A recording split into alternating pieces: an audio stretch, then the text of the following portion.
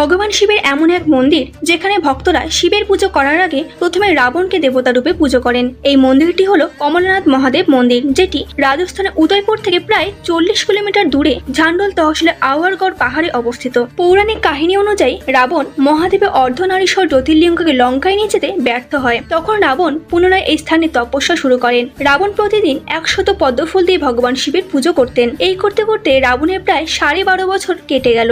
এদিকে ব্রহ্মা জানতে পারলেন যে রাবণের তপস্যা সফল হতে চলেছে। তখন তিনি তার তপস্যা ব্যর্থ করতে পুজোর সময় একটি পদ্মফুল হরণ করেন। পরে রাবণ যখন দেখলেন যে একটি পদ্ম কম, তখন তিনি নিজের মাথা কেটে শিবকে অর্পণ করলেন। রাবণের এই ভক্তিতে ভগবান শিব সন্তুষ্ট হলেন এবং বর হিসেবে রাবণের নাভিতে অমৃত কুণ্ড স্থাপন করলেন। তখন থেকে এই স্থানটি কমলনাথ মহাদেব মন্দির নামে প্রচলিত হয়। রাবণের অনন্ত শিব ভক্তির কারণেই এই অঞ্চলের স্থানীয়রা বিশ্বাস করেন শিবের সামনে রাবণকে পূজা না করলে তাদের সব প্রার্থনা বৃথা যাবে। তাই তারা একই মন্দিরে অবস্থিত শিবের মূর্তির কাছে প্রার্থনা করার আগে